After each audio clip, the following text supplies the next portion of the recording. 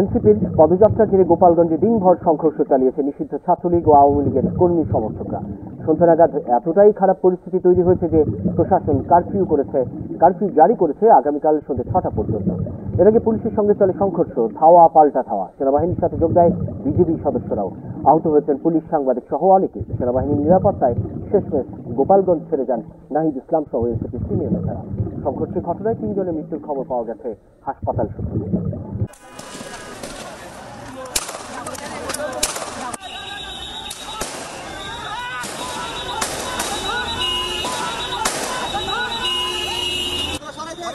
Stadium পর্যন্ত clear রাখছি। স্টেডিয়ামের সব মিক্স করে দফায় হামলা চালানো হয়। এরপর সমাবেশের স্থলে কেন্দ্রীয় নেতৃবৃন্দ বক্তব্য রেখে যখন মাদারীপুরের দিকে তারা রওনা করেন, ঠিক সেই মুহূর্তেই কিন্তু আবারও গাড়ি বহরে হামলা করা হয় এবং সেই থেকেই কিন্তু পুরো শহর জুড়ে রণক্ষেত্রে পরিণত হয়। যে সমাবেশের স্থল রয়েছে সেই সমাবেশের স্থলে কিন্তু আগুন ধরিয়ে দেওয়া হয়েছে, মঞ্চ ভাঙচুর করা হয়েছে এবং মঞ্চেও কিন্তু আগুন ধরিয়ে দেওয়া হয়েছে।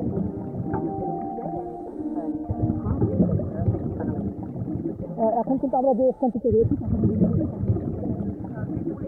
কিন্তু সংঘর্ষকারীরা অবস্থান করছে এবং পুলিশকে লক্ষ্য করে কিন্তু ইট পাটকেল নিক্ষেপ করছে এবং পুলিশ কিন্তু গুলি বর্ষণ করছে এবং শুধু এখন আসলে একদিক নয়, 2 দিক থেকে কিন্তু পুলিশের উপর শুরু হয়েছে এবং পুলিশ কিন্তু এখানে অবস্থান করছে এবং পুলিশের উপর ইট পাটকেল নিক্ষেপের ঘটনা ঘটছে।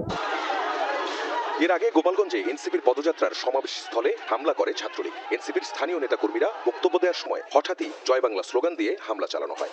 আওয়ামী লীগের এখন ওই ফেসবুকের মধ্যে বড় বড় কথা বলার কলিজা আছে, তাদের কলিজা নাই, মাঠে এসে কথা বলবে। তারা বিদেশে বসে এক একটা স্ট্যাটাস দেয়, এক একটা অর্ডার করে, আর এইখানে যারা কিশোর গ্যাং, যাদের কর্মসংস্থান নাই, যারা বেকার, যারা নেশাগ্রস্ত, তারা শুধুমাত্র কিছু টাকার বিনিময়ে এসে এই ধরনের ঘটনা ঘটায়। এরকম একটা জনসমাবেশে তারা মিনিমাম কোন নিরাপত্তা আমাদেরকে নিশ্চিত করতে পারে নাই। এখানে যদি প্রোগ্রাম চলাকালীন অবস্থায় তারা যদি আমাদেরকে উপরেটা আমাদের হামলা হইতো, এই কারবার আওয়ামী সংগঠনের সন্ত্রাসীগুলো এখানে এসে হামলা করেছে, তার দেখতে পাচ্ছেন পুলিশরা এখানে প্রতিহত করে নাই, আমাদের উপরে ভবন নিক্ষেপ করেছে, আমাদের উপরে ভবন নিক্ষেপ করেছে, ওখান থেকে পুলিশ কোনো প্রতিহত করে নাই। তার কিছু পরেই গোপালগঞ্জে প্রবেশ করে এনসিপির কেন্দ্রীয় নেতারা। যোগ দেন সমাবেশে। নাহিদ ইসলাম বলেন, দ্বিগুণ গতিতে এ বাধার জবাব দেবে এনসিপি। এই গোপালগঞ্জে মুজিববাদীদের মাটিতে দাঁড়িয়ে আমরা ঘোষণা করছি, ওই মুজিববাদের রাস্তায় ভেঙে দাও, গড়িয়ে দাও। ওই হিংস্র সন্ত্রাসীদের বলতে চাই,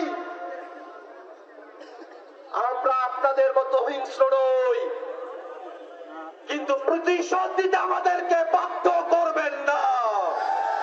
গণ অভ্যুত্থানের মধ্যে আমরা বলেছিলাম, বাধা দিলে বাঁধবে লড়াই, সেই লড়াইয়ে জিততে হবে এবং সেই লড়াইয়ে আমরা জিতেছিলাম। আজকে আবারও বাধা দেওয়া হয়েছে, দ্বিগুণ গতিতে এর জবাব আমরা দিব ইনশাআল্লাহ। গোপালগঞ্জ থেকে মুজিববাদের কবর রচনার ঘোষণা আর স্লোগান দিতে থাকেন এনসিপি নেতারা।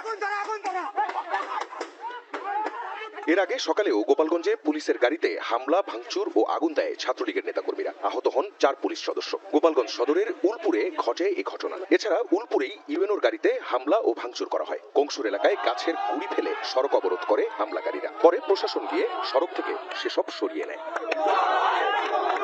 সংঘর্ষের মধ্যেই বিকেল নাগাদ সেনাবাহিনীর নিরাপত্তায় গোপালগঞ্জ ছেড়ে যান এনসিপি নেতারা।